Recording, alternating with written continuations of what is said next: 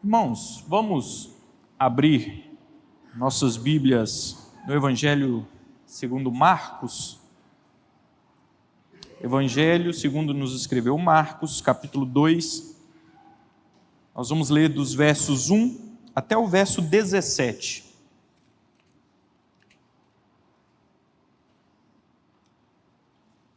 Lembrando a você que o nosso pastor Maicon está hoje pregando lá em Itabirinha, desde amanhã, trazendo a palavra do Senhor ali para os nossos irmãos na igreja do Reverendo Amado, que está completando aniversário. Então o pastor Maicon está lá, por isso você não o vê aqui hoje nessa noite. Vamos ler então a palavra do Senhor, Marcos capítulo 2, dos versos 1 ao 17. Diz assim: Dias depois, entrou Jesus de novo em Cafarnaum, e logo ocorreu que ele estava em casa.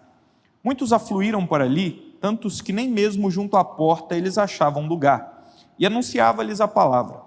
Alguns foram ter com ele, conduzindo um paralítico, levado por 4 homens, e não podendo aproximar-se dele por causa da multidão, descobriram o eirado no ponto correspondente ao em que ele estava, e fazendo uma abertura, baixaram o leito em que jazia o doente. Vendo-lhes a fé, Jesus disse ao paralítico: Filho, os teus pecados estão perdoados. Mas alguns dos escribas estavam assentados ali e arrazoavam em seu coração: Por que fala ele deste modo? Isto é blasfêmia. Quem pode perdoar pecados, senão um, que é Deus? E Jesus, percebendo logo por seu espírito que eles assim arrazoavam, disse-lhes: Por que arrazoais sobre estas coisas em vosso coração? Qual é mais difícil? Dizer ao paralítico: estão perdoados os teus pecados? Ou dizer: levanta-te, toma o teu leito e anda? Ora, para que saibais que o Filho do Homem tem sobre a terra autoridade para perdoar pecados, disse ao paralítico: eu te mando, levanta-te, toma o teu leito e vai para casa. Então ele se levantou e no mesmo instante, tomando o leito, retirou-se à vista de todos, a ponto de se admirarem todos e darem glória a Deus, dizendo: jamais vimos coisa assim. De novo saiu Jesus para junto do mar, e toda a multidão vinha ao seu encontro, e ele os ensinava. Quando ia passando, viu a Levi, filho de Alfeu, sentado na coletoria, e disse-lhe: segue-me. Ele se levantou e o seguiu. Achando-se Jesus à mesa na casa de Levi, estavam juntamente com ele e com seus discípulos muitos publicanos e pecadores, porque estes eram em grande número e também o seguiam. Os escribas dos fariseus, vendo comer em companhia dos pecadores e publicanos, perguntavam aos discípulos dele: por que come e bebe ele com os publicanos e pecadores? Tendo Jesus ouvido isso, respondeu-lhes: os sãos não precisam de médico, e sim os doentes. Não vim chamar justos, e sim pecadores. Que o Senhor fale aos nossos corações nesse momento. Meus queridos, William Hendrickson, um comentarista bíblico, ele diz que ele destaca um grande contraste que existe entre o primeiro capítulo de Marcos e o segundo capítulo de Marcos.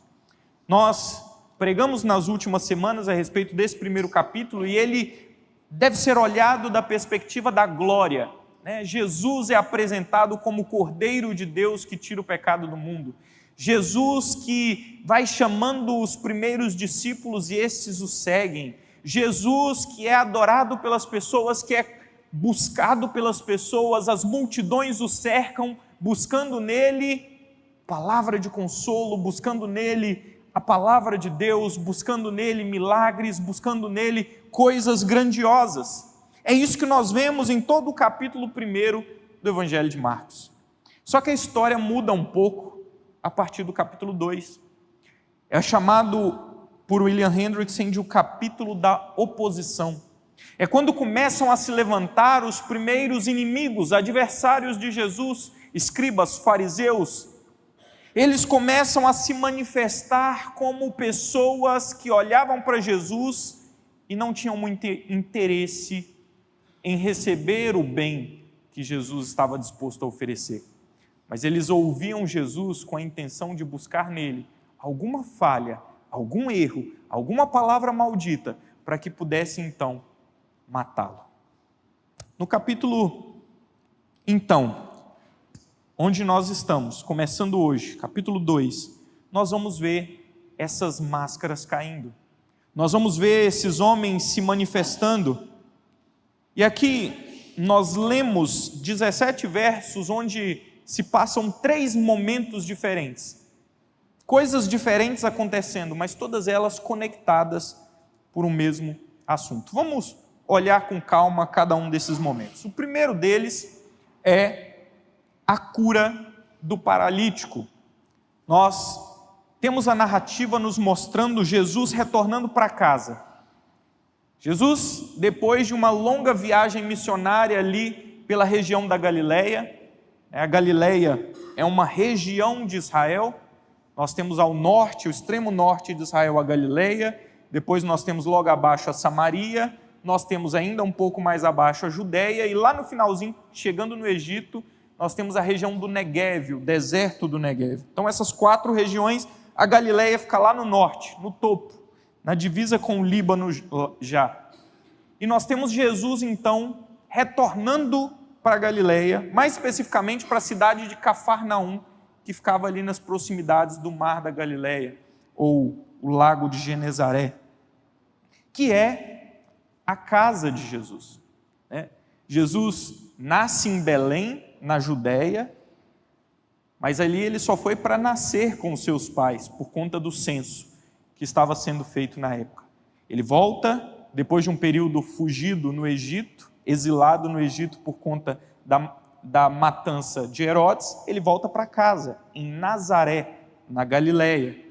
Ali ele passa a sua infância, adolescência, juventude, e quando então ele inicia o seu ministério, ele fixa residência na cidade de Cafarnaum, nas proximidades ali do mar da Galileia. Então nós temos Jesus voltando para casa depois de uma longa viagem missionária. O texto deixa isso muito claro ao dizer que as pessoas ouviram que ele estava em casa. Então é a casa de Jesus, é onde Jesus resolveu morar. Verso 2 diz: muitos afluíram para ali, tantos que nem mesmo junto à porta eles achavam lugar, e anunciava-lhes a palavra. Jesus estava, mais uma vez, fazendo ali a coisa principal e mais marcante do seu ministério: pregar a palavra de Deus. Jesus estava na sua casa e as multidões começaram a se aglomerar ali. Imagina, você está em casa, de repente batem a porta, você abre a porta e o povo começa a entrar. E vai enchendo a casa, vai enchendo a casa, vai enchendo a casa. E em volta da casa começa a se encher de gente, uma grande multidão, e todo mundo querendo ouvir a sua palavra, ouvir a sua pregação. Era justamente isso que estava acontecendo ali. E Jesus anunciando a palavra de Deus. E de repente, algo interessante acontece nessa história. Um grupo de 4 amigos carregando um quinto, que estava paralítico. A gente não sabe se ele era paralítico de nascença, se ele sofreu algum acidente e por conta disso ficou nessa condição. O que nós sabemos é que ele era incapaz de andar com as suas próprias pernas. E os seus amigos o carregavam. E eles chegaram até a casa de Jesus e ali ficaram um pouco angustiados, porque uma multidão os impedia de chegar até Jesus. Mas eles, obstinados, decididos, eles sobem no telhado da casa. Içam o seu companheiro ali para cima. Abrem um buraco no telhado próximo de onde eles imaginavam que Jesus estaria. E então eles descem o seu amigo pelo teto. O texto nos diz que, no verso 5, vendo-lhes a fé, Jesus disse ao paralítico: filho, os teus pecados estão perdoados. E aqui parece uma quebra de expectativa, né? Para quem gosta de filmes, de livros, né? Que acontece um plot twist na história, né? Você vai esperando uma coisa e acontece outra. Você está indo esperando que eles vão descer o paralítico e agora Jesus vai olhar para ele e vai falar: uau, seja curado, levanta-te, anda. Mas na verdade Jesus olha para aquele moço e diz: os seus pecados estão perdoados. Parece algo que não faz muito sentido, né? Só que Jesus, ele olha para aquele moço ali e ele não vê o problema que para nós parece assustador. Jesus olha para aquele moço e ele não vê o que é mais óbvio. Ele não vê o que parece natural para nós. O cara é paralítico, vamos resolver o problema das pernas dele. Não. Jesus olha para o íntimo daquele homem e encontra fé ali. E essa fé que é suficiente para salvar o pecador.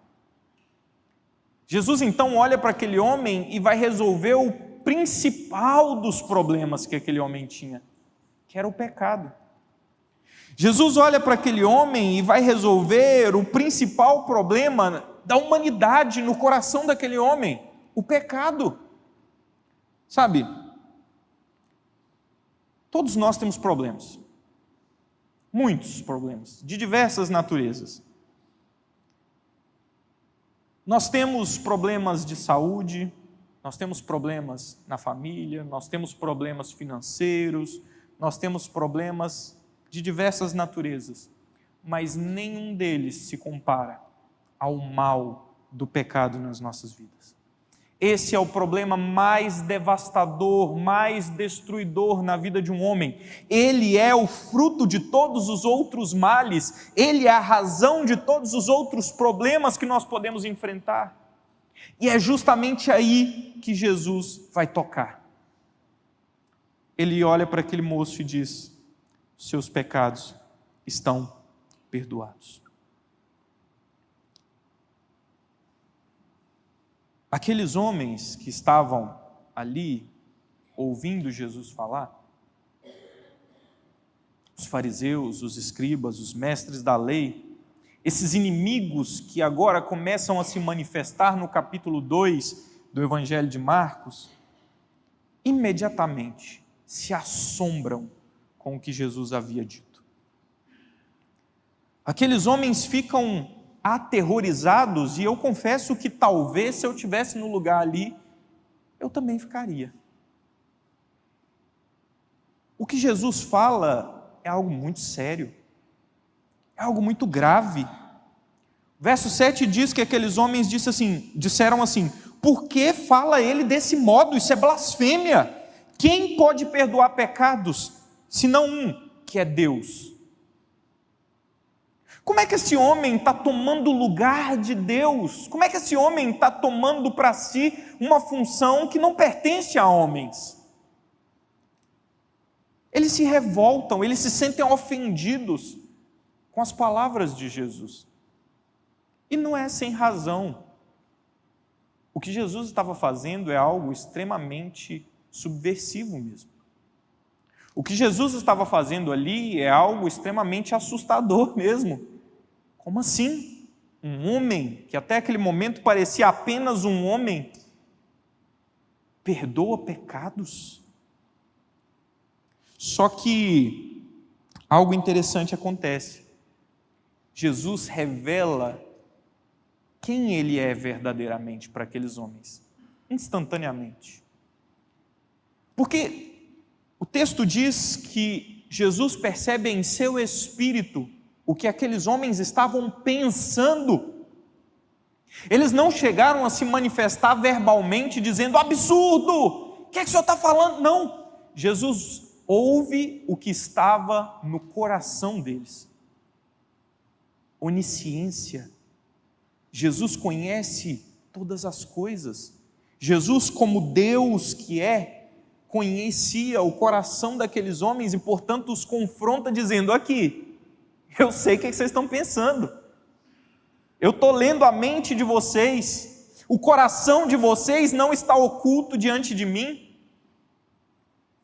Eu estou consciente das palavras que se passam dentro da mente de vocês. Isso deveria ser o suficiente para acalmar o coração daqueles homens. Isso deveria ser o suficiente, pelo menos, para que aqueles homens começassem a repensar a sua posição e talvez pensassem: ok, ele leu a minha mente, ele viu o que estava passando na minha cabeça, talvez ele seja de fato alguém com autoridade para perdoar pecados. Só que o que aqueles homens ainda não haviam percebido é que o próprio Deus estava ali diante deles encarnado. Jesus, ele perdoa os pecados do paralítico. E ele diz para aqueles homens: o que é mais fácil? Vamos aqui usar da lógica. Qualquer um aqui pode abrir a boca e falar para o outro: seus pecados estão perdoados. Porque é algo íntimo, é algo interno, é algo que acontece no coração e que nós, pelos nossos olhos humanos, não podemos contemplar. Nós não temos condição alguma de julgar se alguém é crente ou não crente, se ele está perdido nos pecados ou não. Nós olhamos os frutos, nós tentamos avaliar alguma coisa ou outra, mas o veredicto só Deus conhece. Só Deus que sabe quem é joio e quem é trigo no meio do seu povo. Só Deus sabe quem é ovelha e quem não é no meio do seu rebanho. O íntimo do coração pertence a Deus, só Ele sonda, só Ele conhece. Então dizer que os pecados estão perdoados é muito fácil. Agora dizer: paralítico, você que todo mundo aqui conhece, todo mundo sabe que não anda, todo mundo sabe que não tem força nas suas pernas, todo mundo consegue ver essas pernas atrofiadas, murchas, sem força, sem movimento, sem vigor. Todo mundo viu seus amigos te descendo aqui pelo telhado. Olhar para esse homem e dizer: levanta e anda, é mais complicado. E então Jesus diz: ora, para que vocês saibam que o Filho do Homem tem sobre a terra autoridade para perdoar pecados, eu digo: levanta-te, toma o teu leito e anda. Queridos, a cura não é um fim em si mesma. Ela é um sinal que Jesus utiliza para apontar para a sua autoridade. Os milagres que Jesus fez nunca foram fins em si mesmo. O objetivo principal de Jesus ao vir a esse mundo não é curar enfermos. O objetivo principal de Jesus ao vir a esse mundo não era sair por aí para que as pessoas fossem curadas das suas enfermidades. O problema que Jesus veio resolver é aquele primeiro, que ele olhou para o homem e disse: os seus pecados estão perdoados. É isso que Jesus veio fazer. Aí que está o X da questão. Ele veio para se colocar na cruz em nosso favor, para tomar sobre si os nossos pecados, as nossas iniquidades, as nossas transgressões. Ele veio rasgar o escrito de dívida que havia contra nós. É isso que Jesus veio fazer. Curas, milagres, nós cremos. Nós oramos, nós pedimos a Deus, acabamos de fazer isso, crendo que o Senhor é poderoso para intervir, crendo que Jesus tem domínio sobre céus, a terra, o mar, sobre as nossas vidas, sobre os nossos corpos. Ele tem poder sobre a enfermidade. A palavra do Senhor nos revela, nos mostra isso, e nós cremos pela fé, e muitos de nós aqui talvez tenhamos testemunhos para contar nesse sentido.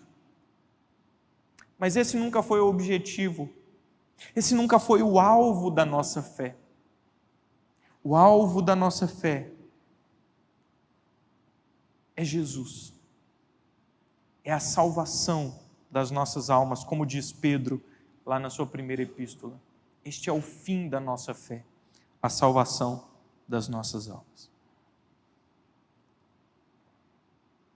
Mas Jesus, por sua misericórdia, por sua graça, e também, especialmente, como Ele mesmo diz, para que todos ali saibam que Ele tem poder de perdoar pecados, Ele olha para aquele homem e diz: toma o teu leito e vai para casa. Essa cura acontece e redunda em glória e louvor a Deus. Nós vemos no verso 12 que as pessoas ali se admiraram e deram glória a Deus, dizendo: jamais vimos coisa assim.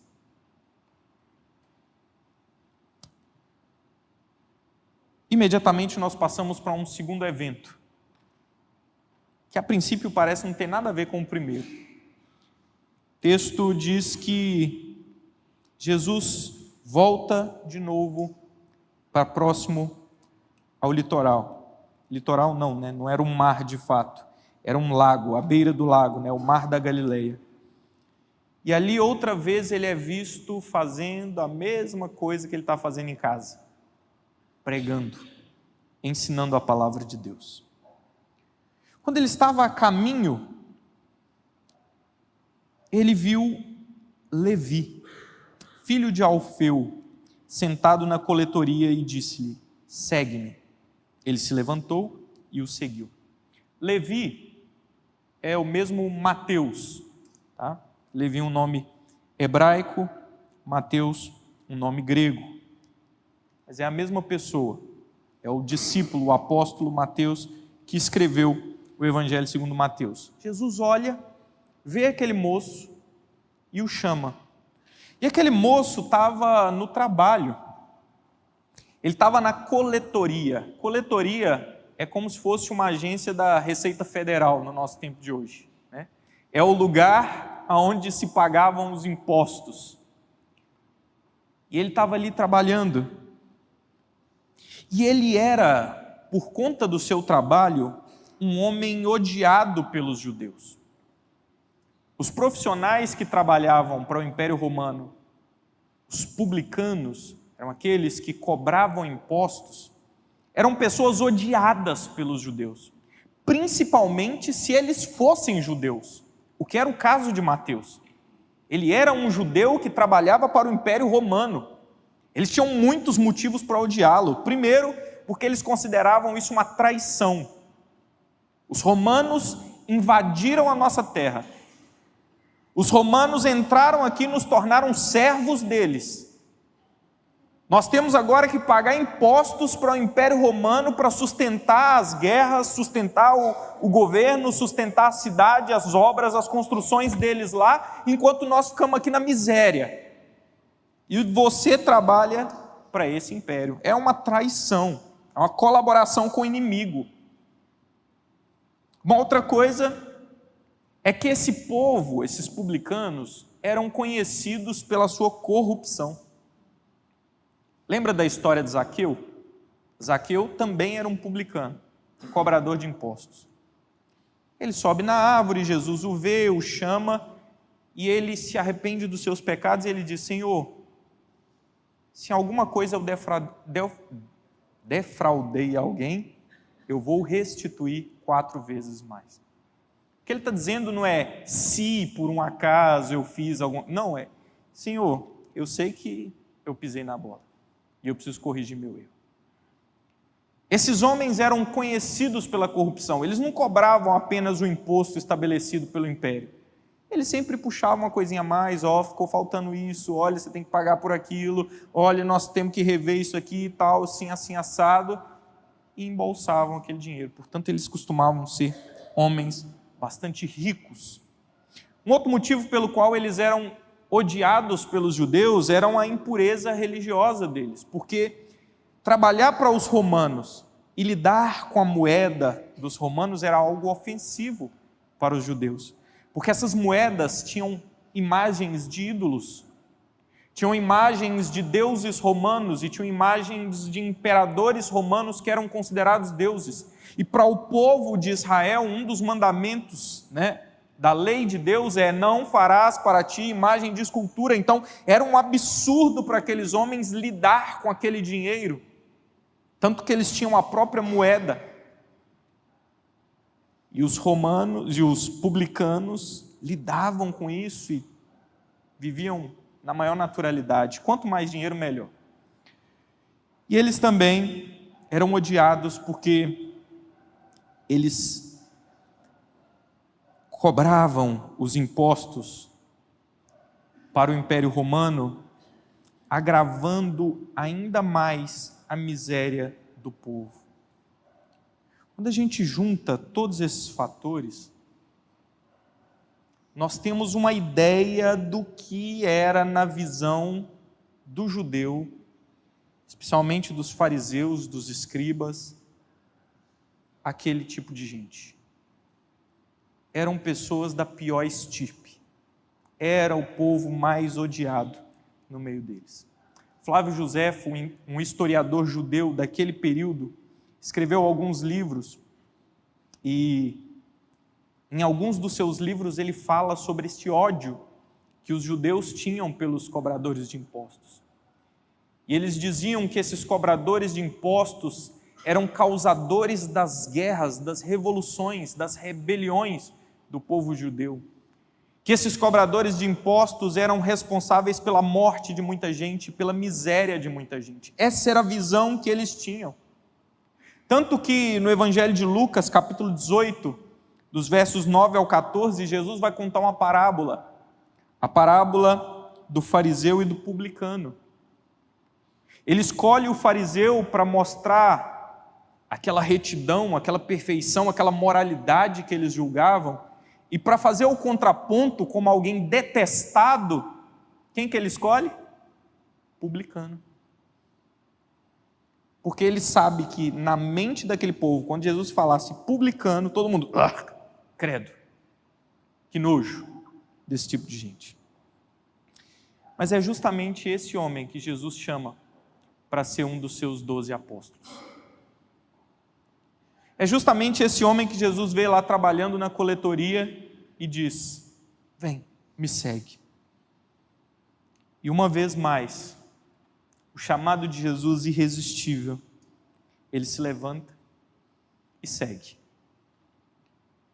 Vamos para o terceiro evento então. O banquete na casa de Mateus.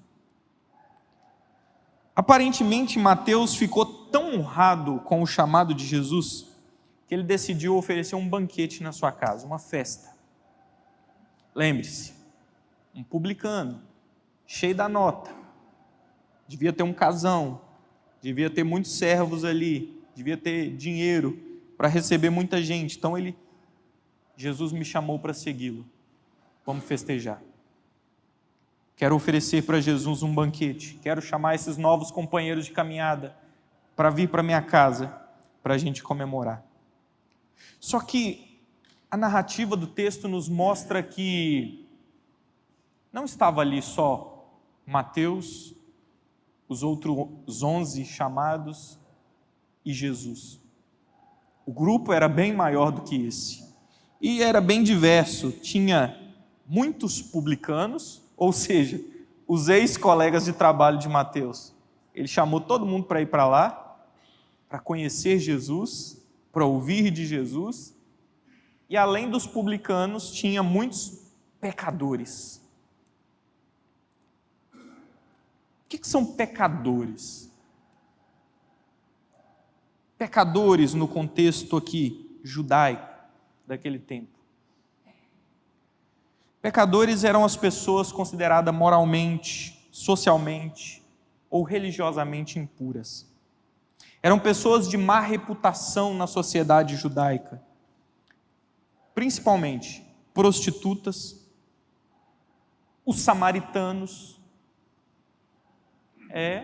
pessoal daquela região ali da Samaria, que fica entre a Galileia e a Judéia, eram considerados pecadores. Por quê? Porque durante um período da história eles se misturaram com os invasores, com os assírios, e não são mais judeus puros de linhagem. Pecadores, gente nojenta. Os judeus, para subir para a Galileia, eles atravessavam o Rio Jordão nadando, ou com água até aqui, subiam pelo lado da Cisjordânia e depois atravessavam o Rio Jordão de novo para entrar lá na Galileia, só para não ter que passar no meio da Samaria. De tanto que eles detestavam aquele povo.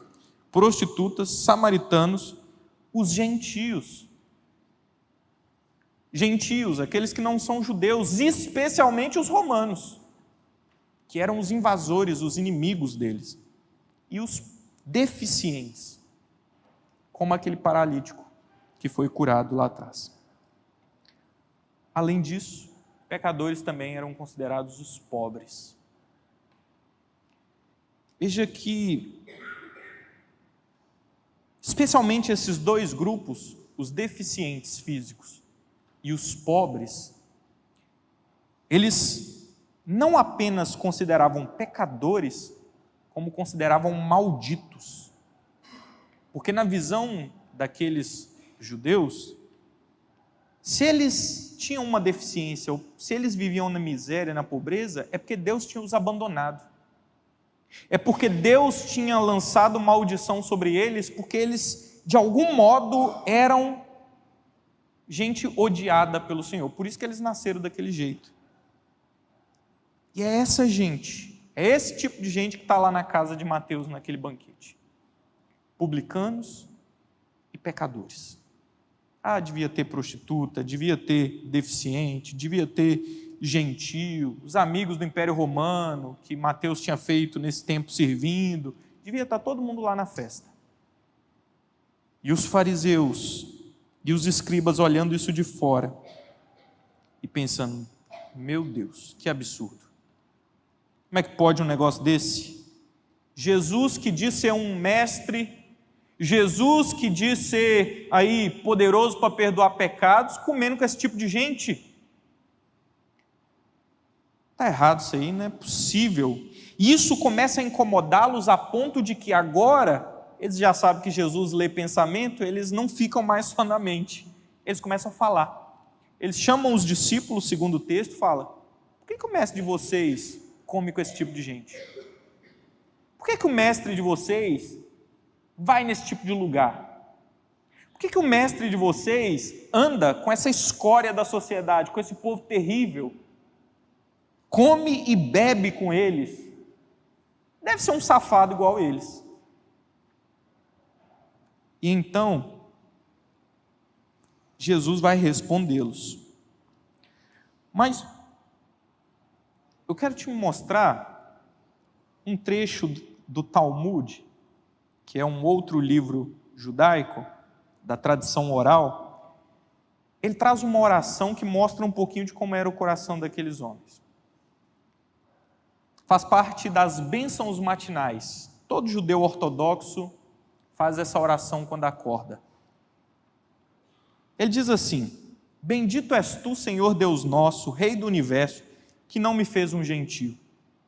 Bendito és tu, Senhor nosso Deus, Rei do universo, que não me fez um escravo. Bendito és tu, Senhor Deus nosso, Rei do universo, que não me fez mulher. Bendito és tu, Senhor, Rei nosso, Deus do universo, que não fez um cão. Você vê como é que era aquele pessoal. Eles não gostavam muito. Eles não eram muito inclusivos. Eles não olhavam com muita misericórdia e piedade para as pessoas. Só que Jesus ouve a murmuração daqueles homens. Jesus ouve o que eles estão questionando os discípulos. E olha para eles e responde, ei, os sãos não precisam de médico, e sim os doentes. Eu não vim chamar justos, eu vim chamar pecadores.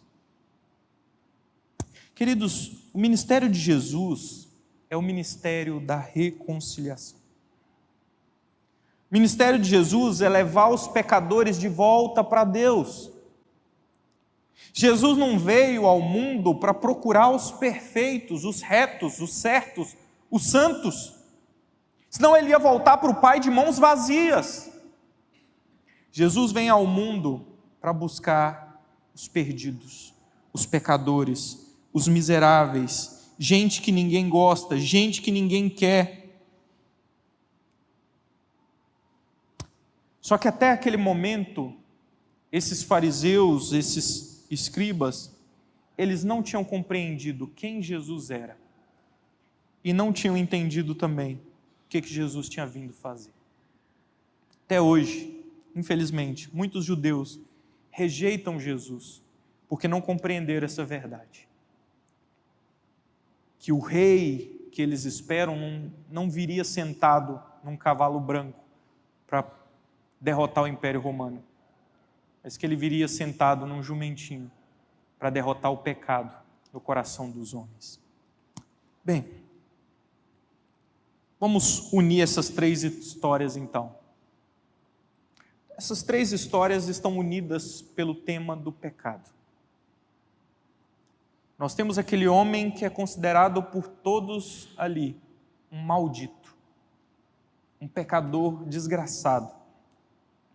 Para um homem ser paralítico naquela sociedade, coisa boa ele não fez.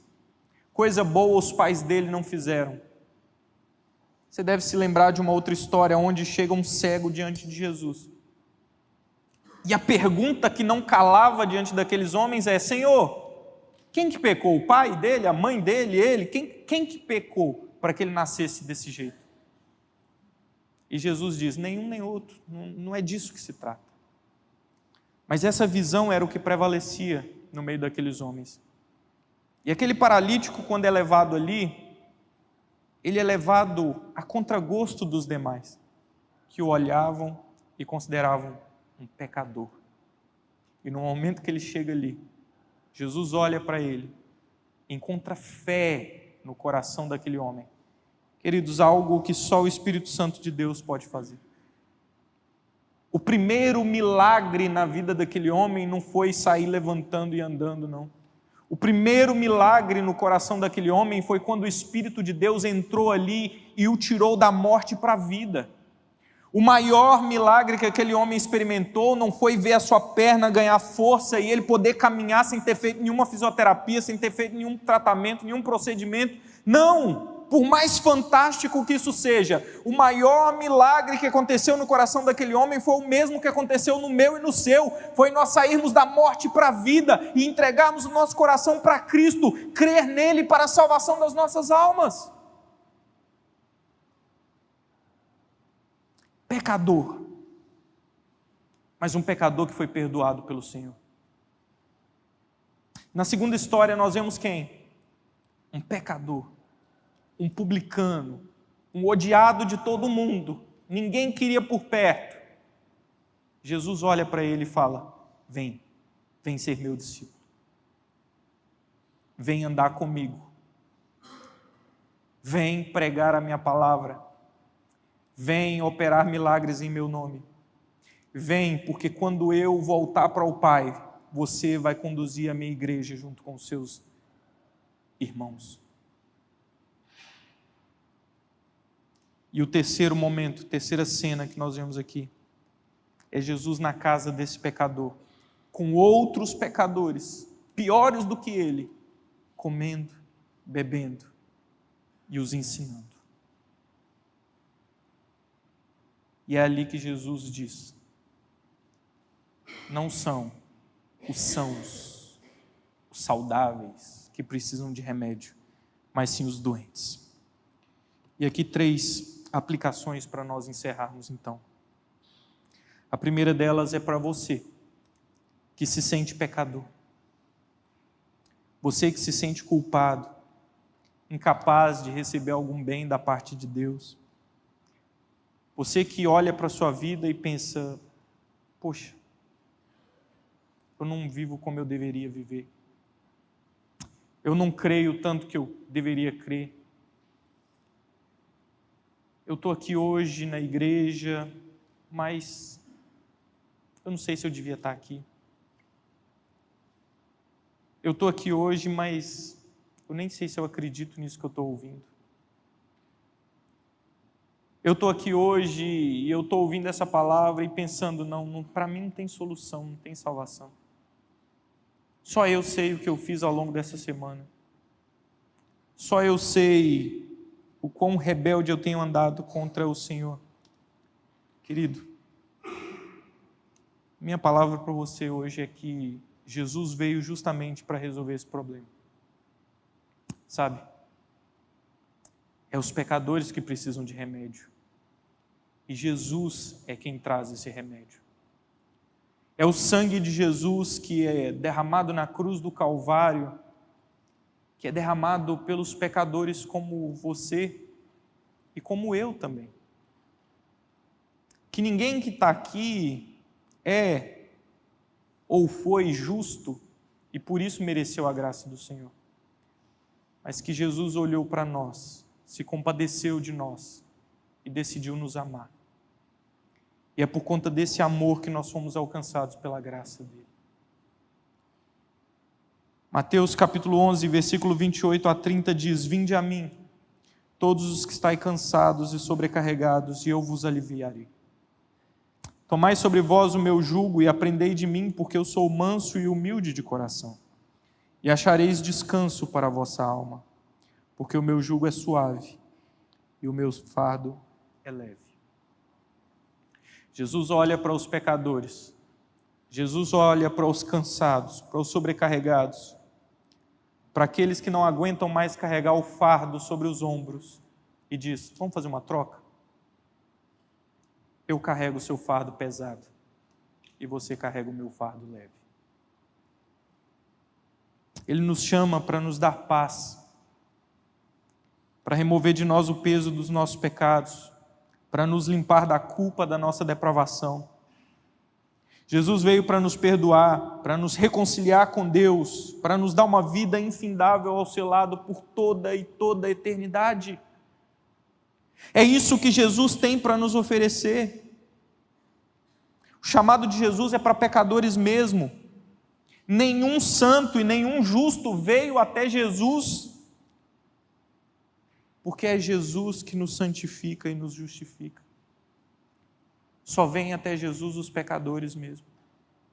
Só vêm até Jesus aqueles que dependem, que carecem da graça do Senhor e que clamam por misericórdia.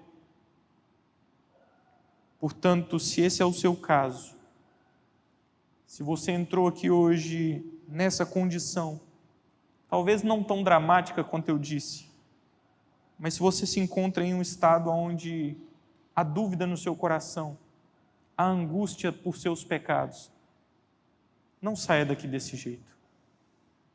Na oração que nós vamos fazer ao final, coloque-se diante do Senhor, saia daqui com um fardo leve. E se você quiser conversar mais sobre isso no final do culto, pode me procurar. Eu vou ter o maior prazer em orar com você. Mas há também um segundo grupo para quem eu gostaria de aplicar essa palavra. É para você que não se sente pecador. Para você que reconhece que sua vida está nas mãos de Deus, que os seus pecados foram cravados na cruz. Para você que entende que a redenção te alcançou. Glória a Deus por isso. Mas tome cuidado. Cuidado para você não ser como aqueles fariseus e aqueles escribas. Hipócritas que arrogavam santidade, mas que são chamados por Jesus de sepulcros caiados.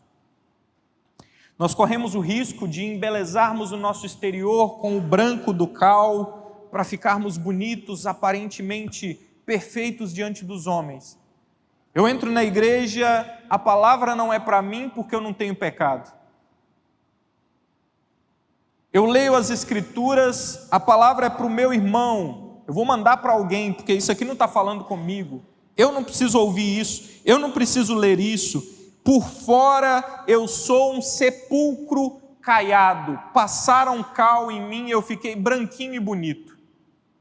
Mas dentro do sepulcro a gente sabe o que está lá. Carne podre, cheia de vermes. Cuidado, para você não ser um desses. Nós corremos o risco, e eu falo aqui não para vocês, falo para nós. Enquanto estudava em casa esse texto, eu fui o primeiro a apanhar. Nós corremos o risco de cultivarmos pecados ocultos por décadas e nos acharmos ainda assim puros e irrepreensíveis. O cisco no olho do outro é sempre mais chamativo do que a trave no nosso olho. Talvez você não se considere um pecador.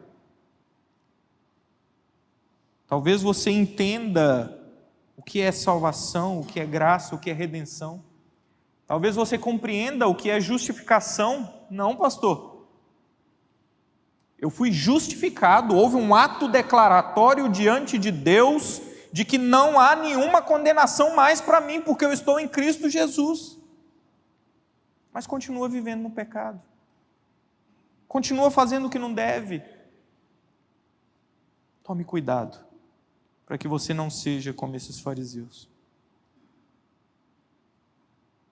E uma terceira aplicação é que nós corremos o risco de nos acharmos tão bons que nós não podemos nos misturar com os pecadores. Aqueles fariseus olhavam para Jesus e condenavam Jesus. Falavam, isso aí, conheço esse tipo de gente. Está aí pregando, fazendo, não sei o quê, mas de noite está lá na casa do Mateus, lá do Levi, publicano, enchendo a cara, comendo com pecadores. Tem umas mulheres da vida lá. Será que ela está lá só para ouvir Jesus ou está lá para fazer alguma coisa com ele? Você acha que não era isso que passava na cabeça daquele povo? Nós corremos o risco de nos acharmos tão bons que nós não podemos nos misturar, nós não podemos andar com pecadores. E aí, eu quero te dar um alerta: a igreja ela não deve se tornar um clube de santos que andam bonitinhos e cheirosos. A igreja precisa ser uma comunidade aberta para que os pecadores venham ouvir Jesus. É desse púlpito que a palavra de Deus é proclamada. É daqui que a verdade que liberta os cativos é pregada. É daqui que os nossos corações são abastecidos domingo após domingo com a verdade e nós somos confortados, consolados, corrigidos pela palavra de Deus. Mas é daqui também que o perdido vai ouvir uma palavra de salvação para o coração dele. A igreja precisa ser um ambiente acolhedor, que recebe o pecador e o trata com graça, assim como Jesus fez conosco. Esses bancos vazios precisam estar cheios de homens e mulheres que vão entrar por essa porta, com o estereótipo que a gente não gosta, vestido do jeito que a gente não acha legal, com os costumes, com a linguagem que a gente não é muito favorável, mas que vão sair daqui transformadas pelo poder do Espírito Santo de Deus. E você, meu querido irmão, minha querida irmã, tem um papel fundamental nisso. Porque, vez ou outra, entra alguém ali perdido. Vez ou outra, entra alguém porque viu nas redes sociais a igreja. Entra alguém que muitos anos atrás visitou a igreja quando era criança e resolveu voltar um dia para ouvir o que estava acontecendo aqui. De vez em quando entra alguém que foi convidado por A, por B, por C e nunca mais volta.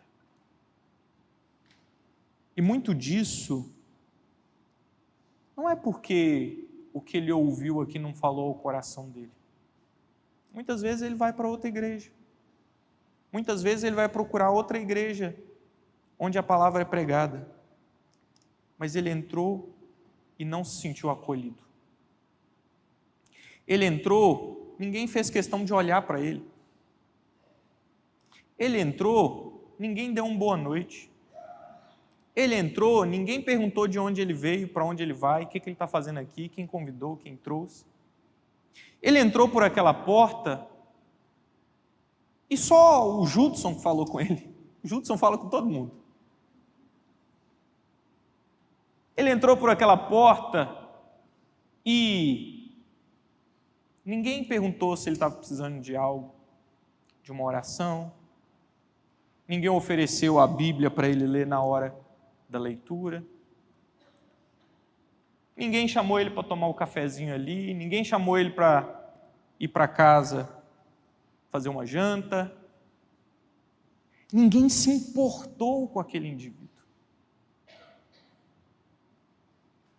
Queridos, nós precisamos ser uma igreja acolhedora.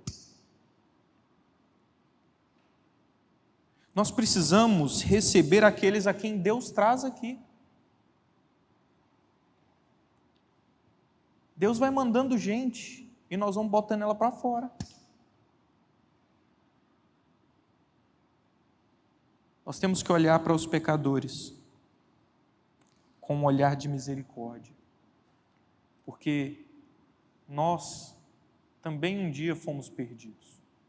Ah não, pastor, eu sempre fui da igreja, nasci e fui criado aqui, mas um dia Deus te chamou. Um dia Deus te fez nascer de novo.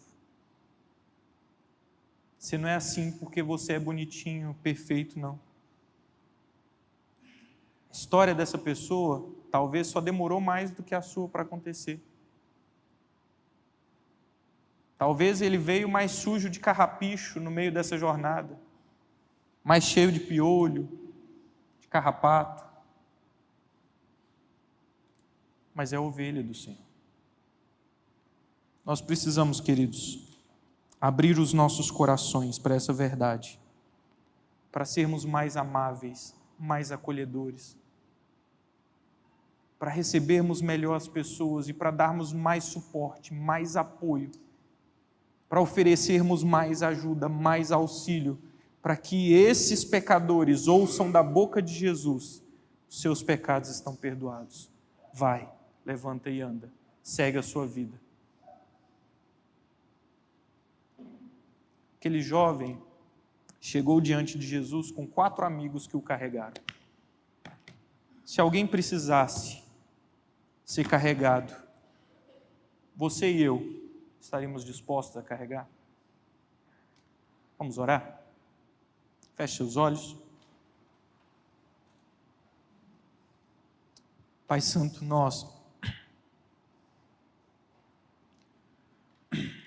louvamos o Teu nome nessa noite, Senhor. Te agradecemos porque a Tua palavra é viva e eficaz e ela penetra nos nossos corações. Nós pedimos ao Senhor nessa noite que, por meio dessa palavra instrutiva do Senhor para nós, o Senhor possa nos mover em arrependimento pelos nossos pecados. Nós que muitas vezes nos achamos tão bons, tão santos, nos esquecemos que é a graça do Senhor que faz isso em nós. E que ainda há muitos pecados que precisamos vencer. Muitos deles que têm nos tornado pedra de tropeço, para que outros cheguem até o Senhor aqui nesse lugar. Senhor, tem misericórdia de nós. Nos perdoa por isso e nos ajude a sermos uma igreja amável, uma igreja acolhedora, uma igreja de braços abertos não para o pecado, de modo algum, mas para os pecadores arrependidos, Senhor. Nos ajude, Pai, é a nossa oração, que assim te fazemos em nome de Jesus. E nesse momento nós pedimos ao Senhor que o amor de nosso Deus Pai, a graça redentora de Jesus Cristo, o Filho, e as consolações do Espírito Santo de Deus sejam com o teu povo hoje e para sempre.